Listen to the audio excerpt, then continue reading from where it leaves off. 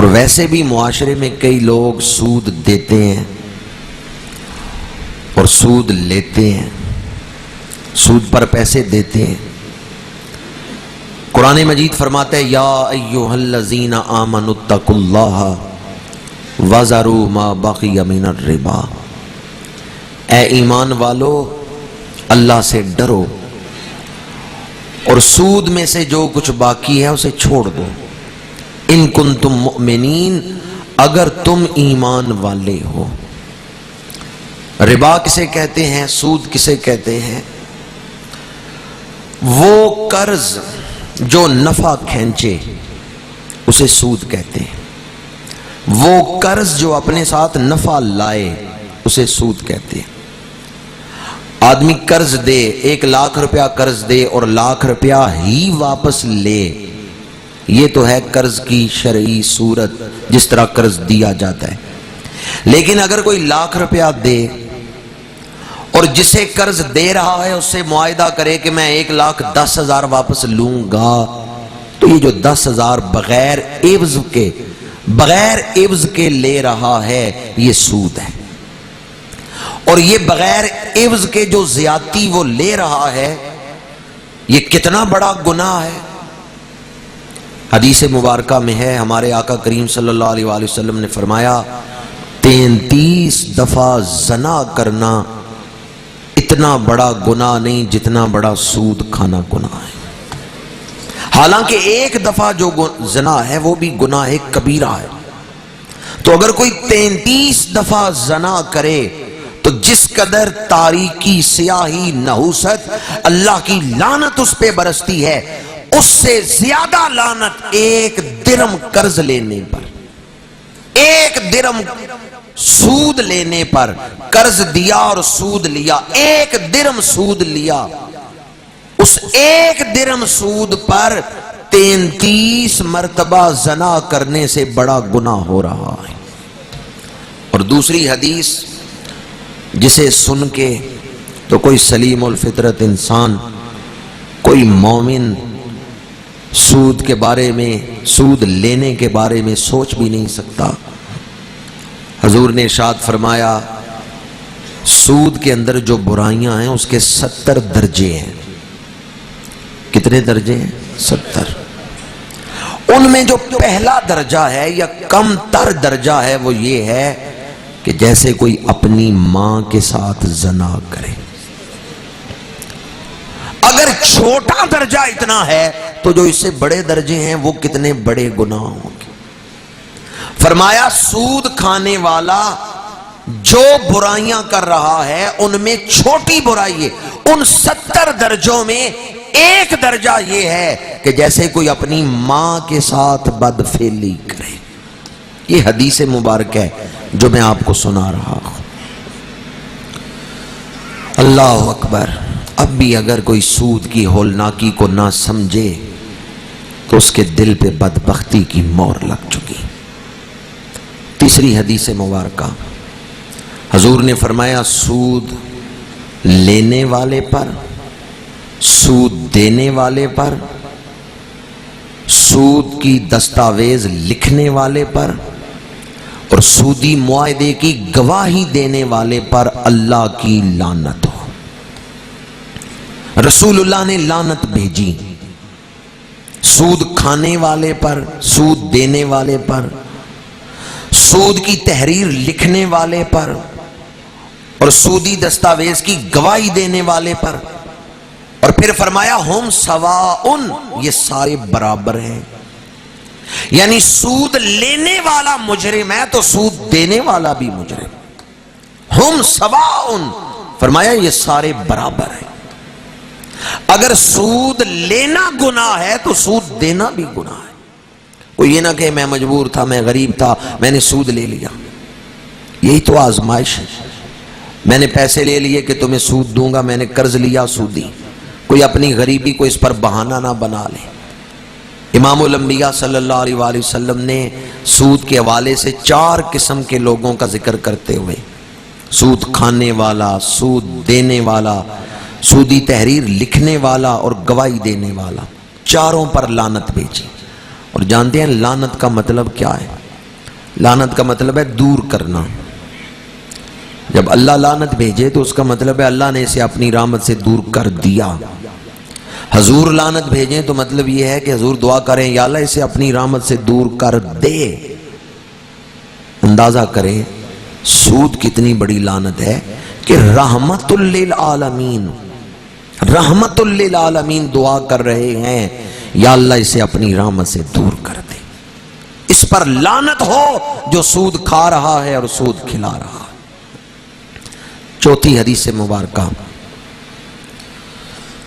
شب معراج ہمارے آقا کریم نے گناہوں کی سزائیں عالم مثال میں دیکھیں کہ لوگ دنیا میں کیا گناہ کرتے ہیں، کیا گناہ کریں گے اور آخرت میں انہیں کیا سزا ملے گی. تو ان میں سے ایک سزا حضور نے یہ دیکھی کہ بعض لوگوں کے پیٹ بہت بڑے بڑے اور ان کے اندر سانپ بچھو پھر رہے ہیں.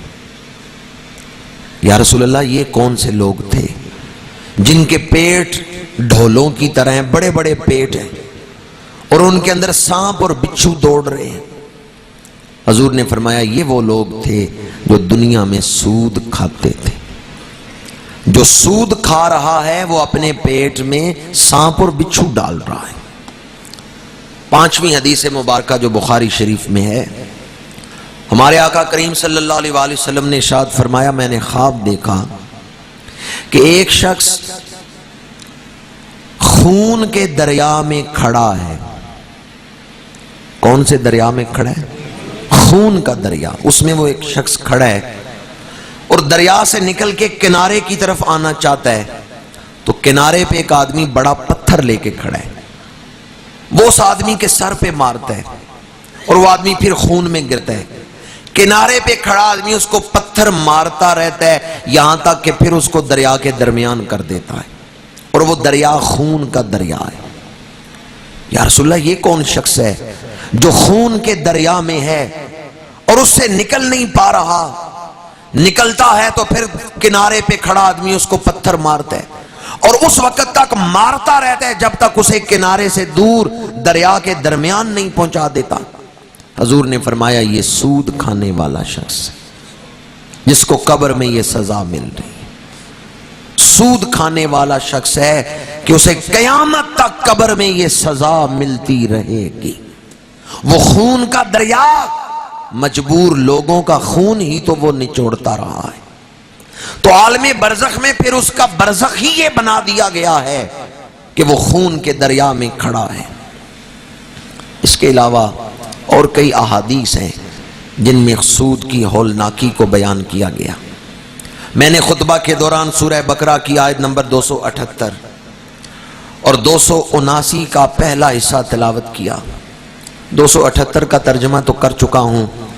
اللہ نے فرمایا اے ایمان والو اللہ سے ڈرو اور سود چھوڑ دو اگر تم مومن ہو. آگے فرمایا فَإِن لَّمْ تَفْعَلُوا فَأْذَنُوا بِحَرْبٍ مِّنَ اللَّهِ وَرَسُولِهِ.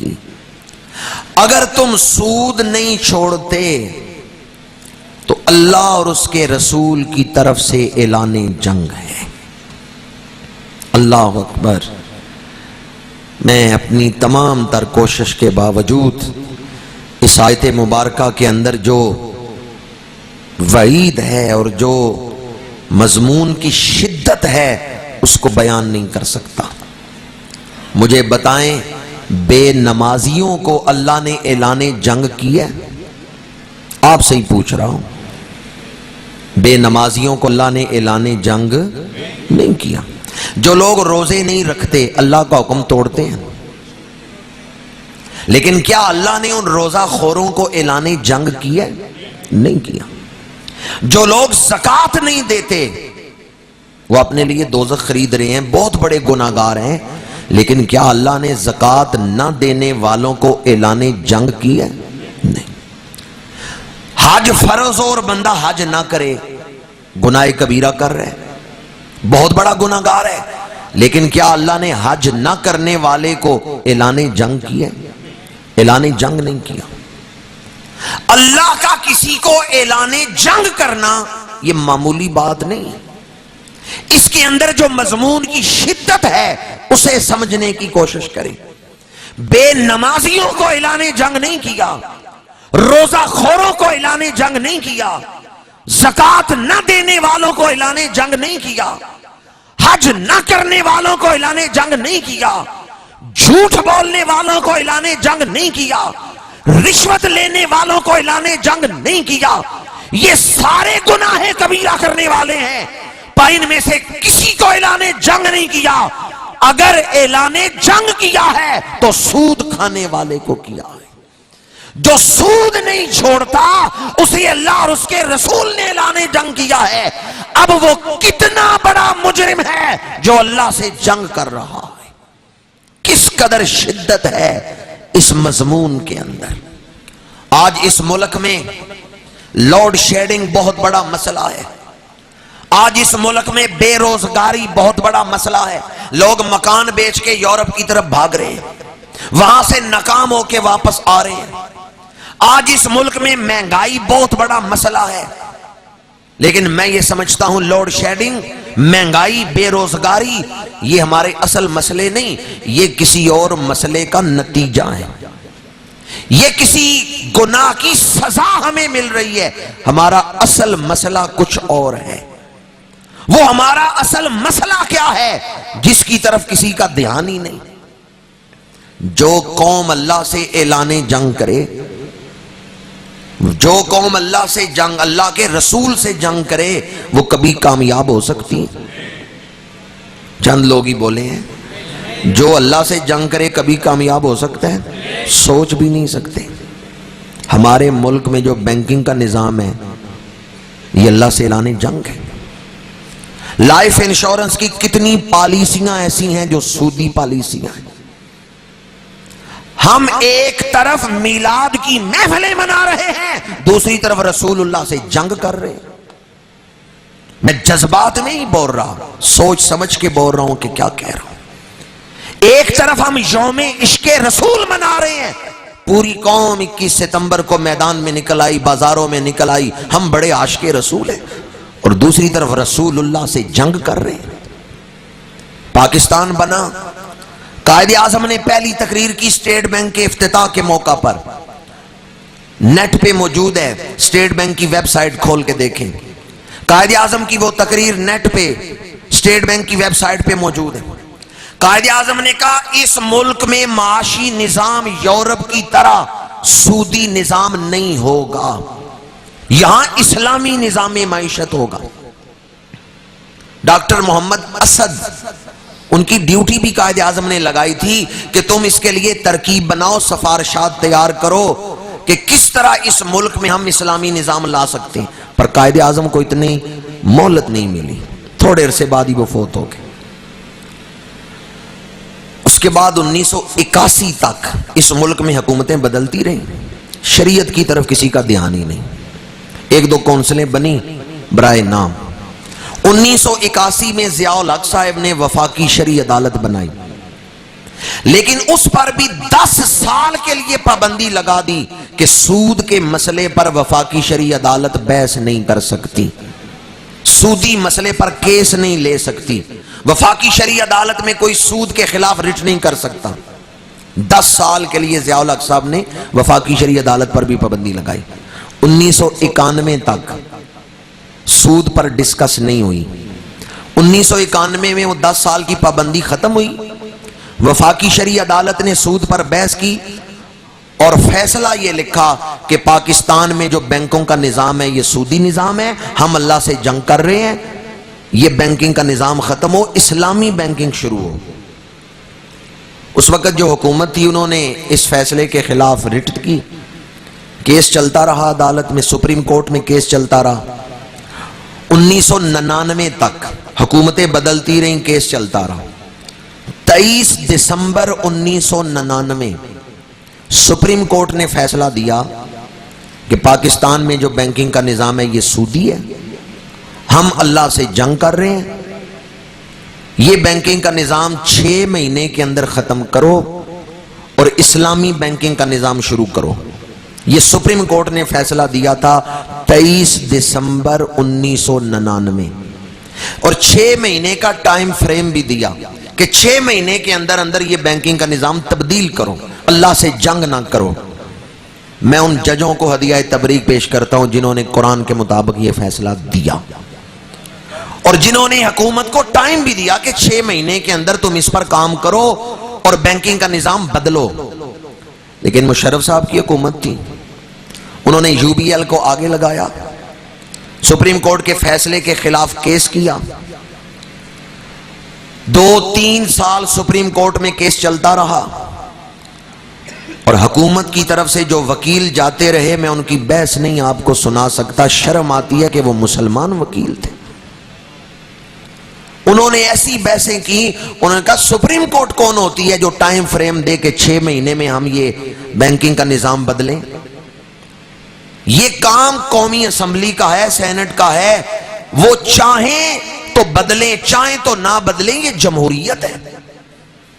اس طرح کی بحثیں سپریم کورٹ میں کی گئیں، اور 24 جون 2002 سپریم کورٹ نے جو دوبارہ فیصلہ دیا، نظر ثانی کر کے فیصلہ جاری کیا گیا 24 جون 2002، وہ یہ فیصلہ تھا کہ اس ملک میں سودی نظام ہی چلتا رہے گا۔ یہ فیصلہ کب ہوا؟ ماشاءاللہ چند دوست غور سے سن رہے ہیں، یہ فیصلہ کب ہوا؟ 2002۔ آج کل کون سا سن جا رہا ہے؟ کتنے سال ہو گئے ہیں؟ 11 سالوں میں کسی دینی تنظیم یا کسی سیاسی جماعت نے آواز اٹھائی ہے کہ ہم اللہ کے خلاف جنگ کر رہے ہیں، یہ جنگ ختم کرو؟ کہتا ہوں چیف جسٹس صاحب کے لیے تو کتنے جلوس نکلے، مشرف کے خلاف کتنی تحریکیں چلیں، اس طرف کسی کا خیال ہی نہیں کہ ہم اللہ سے جنگ کر رہے ہیں۔ اور تاریخ پڑھ کے دیکھ لیں، یہ سارے آپ کی زندگی کے آپ کے سامنے کے واقعات ہیں۔ یہ لوڈ شیڈنگ کب سے شروع ہوئی ہے؟ پاکستان کے حالات کب سے بگڑ رہے ہیں اور سنبھل نہیں رہے، قابو میں نہیں آ رہے؟ یہ مشرف حکومت سے ہی سارے معاملات شروع ہوئے۔ ہم ایک طرف اللہ سے جنگ کر رہے ہیں اور دوسری طرف ہم کہتے ہیں ہم پاکستانی مسلمان بڑے کامل مسلمان۔ موجودہ الیکشنوں میں کسی دینی جماعت نے یا کسی سیاسی جماعت نے کہا ہے کہ جی ہم اگر آ گئے تو ہم سودی نظام ختم کریں گے، یا ووٹروں نے کہا ہے کہ ہم ووٹ اسے دیں گے؟ جماعتوں کو چھوڑ دیں، سیاسی جماعتوں کو چھوڑ دیں، ووٹروں میں سے ایک مجھے بتائیں کوئی ووٹر ایسا ہے جس نے کہا ہم ووٹ اسے دیں گے جو ملک سے سود ختم کرے؟ میرے علم میں نہیں، اس لیے میں آپ سے پوچھ رہا ہوں، شاید آپ کے علاقے میں کسی نے کہا ہو۔ میں جن علاقوں میں گیا ہوں لوگوں سے پوچھتا رہا ہوں، مجھے تو کسی نے نہیں بتایا کہ جی فلاں مذہبی تنظیم نے کہا جو ملک سے سود ختم کرے گا ہم اس کو ووٹ دیں گے۔ کسی نے کہا ہے؟ یہ کہتے رہے ہیں گلیاں بناؤ، سکول بناؤ، لوڈ شیڈنگ ختم کرو، ساری توجہ اس طرف ہے، اللہ کی طرف کسی کا دھیان ہی نہیں۔ کیا ہو گیا ہے ہمیں؟ ہماری سوچ کا زاویہ کدھر ہے؟ ساری سوچ یہی ہے گلیاں بناؤ، نالیاں بناؤ، سکول بناؤ، اور اللہ سے جو جنگ شروع کی ہوئی ہے اس کی طرف خیال ہی نہیں۔ 11 سال ہو گئے اس فیصلے کو، کسی نے آواز نہیں اٹھائی کہ یہ فیصلہ قرآن کے خلاف ہے، یہ اللہ سے جنگ ہے، اس کو ختم کیا جانا چاہیے۔ موجودہ حکومت بنی ہے، لوگوں کو امیدیں لگی ہیں کہ لوڈ شیڈنگ ختم ہو جائے گی۔ میں قرآن کا ایک طالب علم ہوں، میں حدیث پاک کا ایک طالب علم ہوں، قرآن کا اور حدیث کا طالب علم ہونے کی حیثیت سے کہہ رہا ہوں، جو موجودہ حکمران ہیں ان سے بڑے بڑے دماغ والے حکمران بھی آ جائیں، اس ملک کو مسائل سے نہیں نکال سکتے جب تک اللہ کا فضل شامل حال نہ ہو۔ چند لوگ ہی بولے ہیں، میں غلط بات تو نہیں کہہ رہا۔ آج ہماری ساری امیدیں حکمرانوں سے ہیں، حکمران اس طرح حالات ٹھیک کر لیں گے، حکمران ٹھیک کر لیں گے، اللہ کی طرف کسی کا دھیان ہی نہیں۔ میں کہتا ہوں بتوں سے تجھ کو امیدیں، خدا سے نا امیدی، مجھے بتا تو صحیح اور کافری کیا ہے۔ اللہ کی طرف خیال ہی نہیں، دھیان ہی نہیں، اور کہتے ہیں جی فلاں حکمران آئے گا حالات بدل دے گا۔ نظام کس کے ہاتھ میں ہے؟ نظام کو کون بدل سکتا ہے؟ موجودہ حکمران جتنی مرضی کوشش کر لیں، جب تک اللہ ناراض ہے کوئی حکمران اس ملک کے مسائل کو ختم نہیں کر سکتا. ہم نے بتوں سے امیدیں رکھی اور اللہ کی طرف خیال ہی نہیں. میں بار بار اس لیے زور دے کے کہہ رہا ہوں کہ اس مسئلے پر جو دل میں درد ہے، سوز ہے، میں اسے الفاظ کا جامہ نہیں پہنا سکتا. الیکشن ہوئے اور کسی نے دعا تک نہیں کی کہ یا اللہ ہمیں ایسے حکمران عطا کر جو سودی نظام ختم کریں. نہ ہم نے اپنے حکمرانوں تک یہ مطالبہ پہنچایا. امریکہ میں الیکشن ہوئے 20ویں صدی کے دوسرے اشرے میں. امریکہ میں شراب عام تھی، قوم تباہ ہو رہی تھی، تو ایک بڑی اکثریت نے مطالبہ کیا ہم ووٹ اسے دیں گے جو شراب پر پابندی لگائے. ایک سیاسی جماعت نے کہا ہم شراب پر پابندی لگائیں گے، ہمیں ووٹ دو. قوم نے انہیں ووٹ دیے، وہ جماعت اقتدار میں آ گئی اور اقتدار میں آ کے اس نے امریکہ کے اندر شراب پر پابندی لگا دی. شراب خانے بند، جو شراب پیتا پکڑا جائے پکڑ کے جیل میں ڈال دو. کتنے شرابی ایسے تھے جنہیں جیل میں ڈالا گیا. لیکن پھر حکومت بدلی، دوسری حکومت نے آ کے وہ شراب پر پابندی اٹھا دی، چونکہ اس سے انہوں نے دیکھا کچھ مسائل پیدا ہوئے ہیں، لوگ چوری چھپے شراب بیچ رہے ہیں، پی رہے ہیں. لیکن یہ امریکی تاریخ میں موجود ہے کہ امریکیوں نے مطالبہ کیا تھا ہم ووٹ اسے دیں گے جو شراب پر پابندی لگائے. یہ امریکہ کی تاریخ میں موجود ہے کہ ووٹروں نے کہا ہم ووٹ اسے دیں گے جو شراب پر پابندی لگائے. مسلمانوں وہ تو عیسائی ہو کر، وہ تو غیر مسلم ہو کر مطالبہ کریں کہ ہم اسے ووٹ دیں گے جو شراب پر پابندی لگائے. ہمارے ہاں بھی کسی مسلمان نے کہا ہے ہم ووٹ اسے دیں گے جو شراب کو روکے، جو معاشرے میں بے حیائی کو روکے. دینی مطالبہ تو ہماری زبان پہ آئی کوئی نہیں. سلیکشن ساری توجہ اسی طرف کہ جی ہماری گلی بننی چاہیے، میرا فلاں ذاتی کام ہونا چاہیے. اللہ تعالیٰ کی طرف ہمارا کوئی دھیان ہی نہیں، کوئی خیال ہی نہیں. جو قوم خدا کو ناراض کر بیٹھے، خدا کے رسول کو ناراض کر بیٹھے، حفاظ بیٹھے ہیں، علماء بیٹھے ہیں، بلکہ استاد بیٹھے ہوئے ہیں، ان سے پوچھیں میں قرآن پڑھ رہا ہوں اور آپ قرآن پر غور کریں، فَإِن لَمْ تَفْعَلُوا فَأْذَنُوا بِحَرْبٍ مِّنَ اللَّهِ وَرَسُولِهِ. اگر کوئی سود نہیں چھوڑتا تو وہ اللہ اور اس کے رسول سے اعلان جنگ، اللہ اور اس کے رسول کی طرف سے اسے اعلان جنگ. اب کس میں معاذ اللہ کس میں جرت ہے اللہ کو اعلان جنگ کرے یا اللہ کا اعلان جنگ قبول کرے؟ کسی میں جرت نہیں، کسی میں ہمت نہیں. وہ بدبختی ہوگا جو اللہ سے اعلان جنگ کرے یا اللہ کے اعلان جنگ کو قبول کرے. میں آپ کے سامنے دست بست عرض کروں گا، یہ ہمارا اصل مسئلہ ہے جس کی طرف ہمارا دھیان نہیں، جس کی طرف ہماری توجہ نہیں. کنویں میں کتا مر گیا، پانی سارا نکال لیا، کتے کی لاش اندر ہی پڑی رہی، کنواں پاک ہو جائے گا؟ کتے کو تو اندر سے نکالا نہیں، پانی نکال لیا، کتا کیسے پاک ہوگا؟ ہم رو رہے ہیں، دعائیں کر رہے ہیں، یا اللہ یہ توانائی کا بحران ختم کر، یا اللہ پاکستان میں بجلی نہ جائے، گرمی بڑی ہے، دعائیں کر رہے ہیں، لیکن کتا تو اندر سے نکال ہی نہیں رہے. سودی نظام تو اسی طرح ہے. بے حیائی تو پہلے سے بھی زیادہ پھیل رہی. کالجوں یونیورسٹیوں میں بچیوں کے سروں سے چادریں تو اتر گئی. یورپ نے ہماری بچیوں کے سروں سے چادریں اتاری، بلکہ اب تو بچیاں بال بھی کٹوا رہی. یا آپ نے علماء سے سنا ہوگا آخری دور میں دجال آئے گا. ابھی وہ زمانہ کتنا دور ہے یہ اللہ بہتر جانتے ہیں. دجال آخری دور میں آئے گا. دجال تو ابھی نہیں آیا، لیکن دجال کے نمائندے آ گئے. موجودہ میڈیا دجالی نمائندہ ہے جو ہمارے بیڈ روم کے اندر پہنچ چکا ہے. کون سا گھر ہے جس میں یہ 100 چینل 200 چینل والا ٹی وی نہیں پڑا ہوا، کیبل نہیں چل رہی یا ڈش انٹینا نہیں لگا ہوا؟ اب جو چینل آپ کے گھر چل رہے ہیں ان میں سے کتنے چینل ایسے ہیں جو یہودی چلا رہے ہیں، اور کتنے مسلمانوں کے ٹی وی چینل ایسے ہیں جو یہودیوں کے آگے بکے ہوئے ہیں. دجالی نمائندے کو آپ نے اپنے بیڈ روم میں بٹھایا ہوا ہے. آپ کے بچے، نوخیز بچے جو کچا ذہن رکھتے ہیں، وہ ٹی وی کے آگے بیٹھے ہوئے ہیں. اور آپ کو نہیں پتا یہ میڈیا انہیں کیا زہر پلا رہا ہے.